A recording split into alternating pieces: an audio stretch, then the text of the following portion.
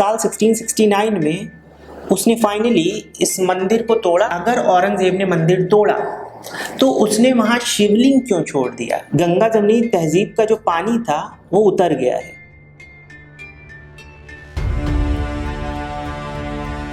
जय हिंद दोस्तों, और आशा है कि आप सब अच्छे होंगे। तो ज्ञान वापी का मतलब दोस्तों होता है ज्ञान का कुआं, और हमारे पुराणों में ज्ञान वापी का जिक्र बहुत बार हुआ है, अलग अलग पुराणों में। लेकिन आज हम बात करेंगे बीते 1000 सालों की, कि इस बीच इस जगह पर क्या क्या हुआ है, और उन थ्योरीज की जो आज लोग दे रहे हैं कि भाई ये मंदिर तो हो ही नहीं सकता या वो शिवलिंग नहीं है। लेकिन उससे पहले एक थोड़ा सा इतिहास पे इसके नजर डाल लेते हैं कि ये कब कब बना और कब कब टूटा। तो सबसे पहले इस मंदिर पे हमला किया 1194 में कुतुबुद्दीन ऐबक ने। उसने इस मंदिर को तोड़ दिया। कुछ वक्त बाद यहाँ पर फिर से मंदिर बना। इसके बाद 15वीं सदी में इसे फिर से तोड़ा गया। हुसैन शाह शर्की ने, कहा जाता है, इसे इस बार तोड़ा, जो जौनपुर सल्तनत का था। लगभग 100 साल बाद राजा टोडरमल ने इसे फिर से बनवाया, अकबर के समय में। उसके बाद जहांगीर के समय में राजा वीर सिंह देव बुंदेला, जो ओरछा के राजा थे, जिन्होंने कृष्ण जन्मभूमि का मंदिर भी बनवाया था, उन्होंने इस मंदिर में और थोड़ा कंस्ट्रक्शन करवाया। लेकिन उसके बाद जब औरंगजेब राजा बना तो साल 1669 में उसने फाइनली इस मंदिर को तोड़ा, यानी जो भी हिस्से तोड़ सका, जो भी मूर्तियां तोड़ सका उसने तोड़ा, और उसकी दीवारों पे कुछ चेंजेस करके इस मस्जिद का रूप दे दिया उस मंदिर को। इसी मस्जिद को ज्ञान वापी मस्जिद कह दिया गया। अब ये सब इतिहास में दर्ज है, ये अपने मन से कहने वाली बातें नहीं है। अब बात ये कि ज्ञान वापी मस्जिद, जिसे मुस्लिम्स कहते हैं, उसके वजू खाने में ये जो मिला है ये फव्वारा है या शिवलिंग है। अब इससे पहले मैं आपको बता दूं कि वजू खाना क्या होता है। तो मुस्लिम्स इस्लाम में जब नमाज पढ़ते हैं तो उससे पहले वो खुद को साफ करते हैं, यानी हाथ पैर धोते हैं, मुंह धोते हैं, कान साफ करते हैं, नाक साफ करते हैं, कुल्ला करते हैं। तो ये सब वो वजू खाने में जो एक तालाब होता है या नल होता है उसमें करते हैं। तो यहाँ पर एक तालाब नुमा स्ट्रक्चर है, उसी के पानी को जब निकाला गया तो उसमें ये शिवलिंग मिला, जिसे शिवलिंग कहा जा रहा है। अब ये बात तो कोर्ट बताएगी कि ये शिवलिंग है फव्वारा, क्योंकि भारत में तो संविधान चलता है। हमारे यहाँ वो पाकिस्तान वाला हाल तो है नहीं कि वहाँ पर हमारे हजार साल पुराने मंदिरों को आज पाकिस्तान ने टॉयलेट बना दिया है।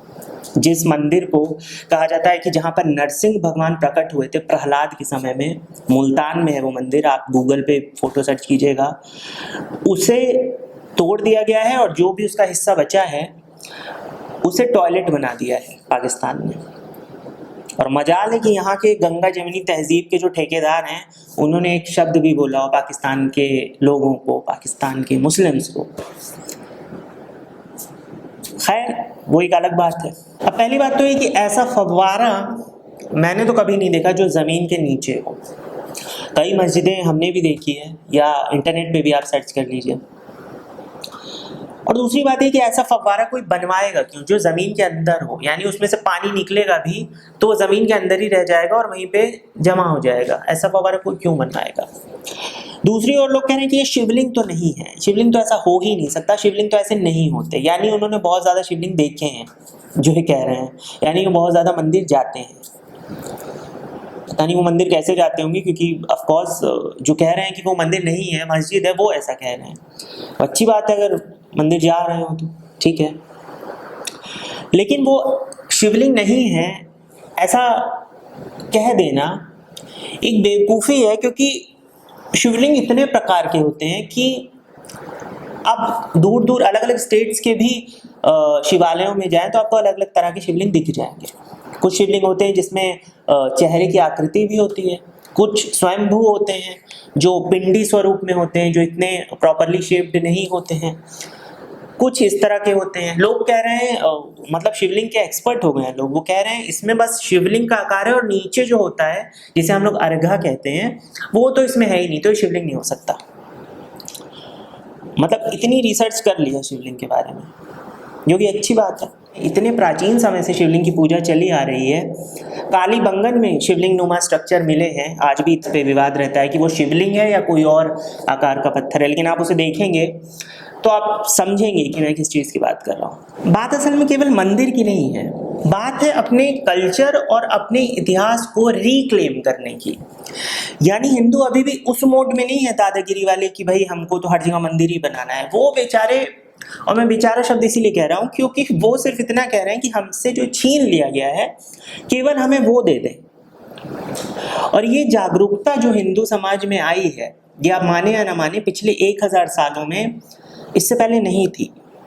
अगर आप इतिहास पढ़ें, कोई भी किताब उठा लें इतिहास की इन चीज़ों के बारे में, तो आपको पता चलेगा। हाँ, ये बात ज़रूर है कि अलग अलग समय पे बड़े बड़े संत और महात्मा और गुरु आते रहे, लेकिन ये जो एक कंबाइंड फीलिंग आई है लोगों में रिक्लेम करने की कि हमारा इतिहास ये नहीं था या हमारा कल्चर इस तरह का नहीं था, हमें वापस से पढ़ाया जाए या हम वापस क्लेम कर रहे हैं, हमें वापस दिया जाए वो सारे स्ट्रक्चर।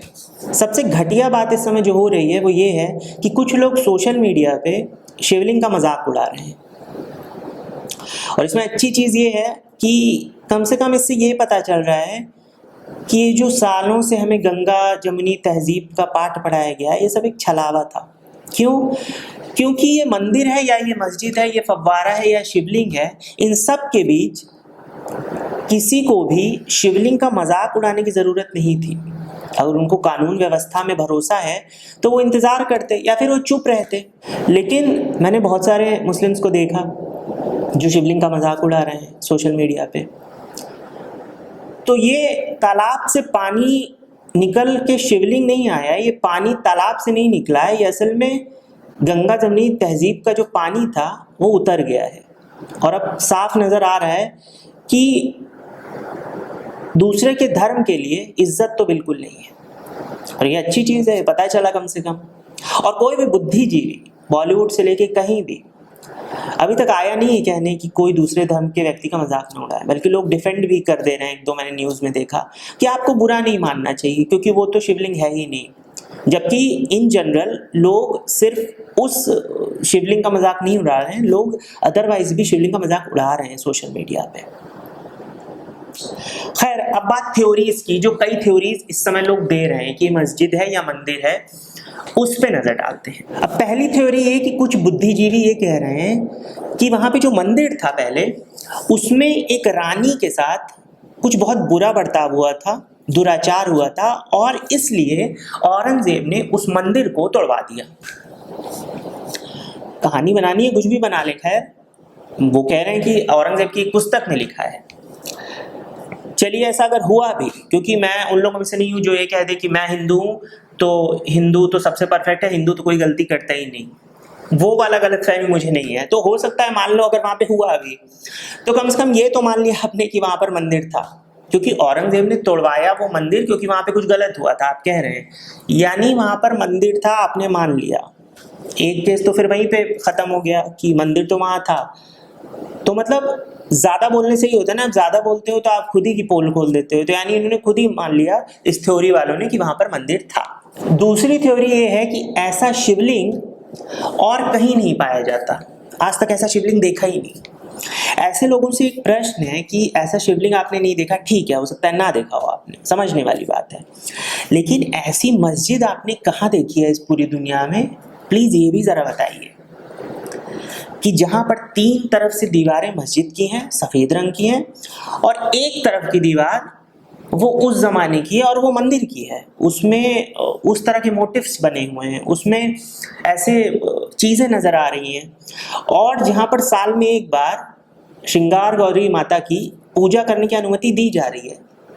ऐसा कौन सा मस्जिद है इस पूरे वर्ल्ड में जहाँ पर साल में एक बार किसी गैर मुसलमान को घुसकर उसके धर्म की पूजा करने दी जा रही हो? अगर है भी तो वो भी विवादित ही होगा, वो कोई नॉर्मल नहीं होगा। यानी उससे भी ये पता चल जाता है कि ये है तो विवादित ही, और सामने वाला भी कहीं ना कहीं एक्सेप्ट कर रहा है कि यहाँ पर पूजा हो सकती है। तीसरी थ्योरी वाले कहते हैं कि अगर औरंगजेब ने मंदिर तोड़ा तो उसने वहाँ शिवलिंग क्यों छोड़ दिया? क्या इसलिए छोड़ दिया कि मोदी जी 2024 का इलेक्शन जीत सकें उसके भरोसे? मतलब इतनी दूर तक सोच लिया इस थ्योरी वाले लोगों ने।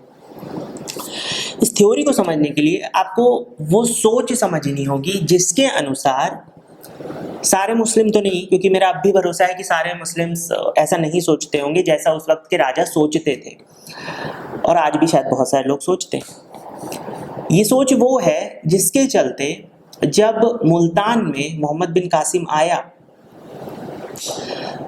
तो जब उसने मुल्तान के मंदिर को लूटा तो चाहता था वो सारा धन लेके जा सकता था या ज़्यादा से ज़्यादा मंदिर को तोड़ देता, लेकिन उसने किया ये कि उसने मंदिर में जो मूर्ति थी भगवान की, उसके गले में मांस का टुकड़ा बांध दिया। यानी ये सोच ये कहती है कि आप अपनी पूजा पद्धति तो मानेंगे ही मानेंगे, लेकिन आप सामने वाले को जलील भी करेंगे, उसको भी बेइज्जत करेंगे। कई इस तरह के शासक जो सुल्तान थे वो उन मूर्तियों को लेके जाते। काबुल ले गया एक राजा, तो एक सुल्तान तो, और वहाँ की मस्जिदों की सीढ़ियों में चुनवा दिया उन मूर्तियों को, सीढ़ियों के नीचे, जिससे जो भी उस पे चढ़े वो उन सीढ़ियों पे चढ़ के, उन मूर्तियों पे चढ़ के ऊपर जाए। इसी सोच के अनुसार औरंगजेब का एक फरमान भी है जिसमें उसने भी ऐसे ही किया कि बहुत सारी भगवान की मूर्तियाँ, कृष्ण भगवान की मूर्ति को जामा मस्जिद की सीढ़ियों के नीचे चुनवा दिया। और ये फरमान है औरंगजेब का, आप अपनी स्क्रीन पे देख सकते हैं ये फरमान, इसमें साफ लिखा है। मतलब आजकल के जो बुद्धिजीवी हैं, सो कॉल्ड सेल्फ प्रोक्लेम्ड जो बुद्धिजीवी हैं, उनसे ज़्यादा सच तो औरंगजेब बोलता था, जो खुद बोल रहा है कि हाँ मैंने ऐसा किया है। आज आप देखिए 75 साल के खुद को बुद्धिजीवी समझने वाले, खुद को बहुत बड़ा इतिहासकार समझने वाले लोग ये कह रहे हैं कि पुराने समय में राजा धर्म और मजहब के लिए लड़ाई नहीं करते थे, वो तो अपने शासन के लिए करते थे।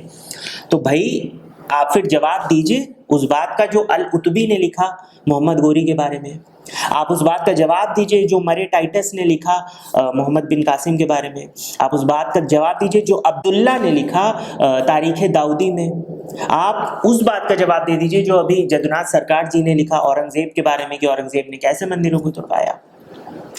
या तो आप कह दीजिए कि ये सारे इतिहासकार और ये सारे लोग झूठे हैं और आप ही सच बोल रहे हैं, यानी उस जमाने के लोग झूठ बोल रहे हैं अपने आंखों देखी बात, और आज के लोगों को बैठे बैठे दिव्य ज्ञान हो जा रहा है कि भाई मंदिर तो नहीं तोड़े गए थे, जबकि फरमान है।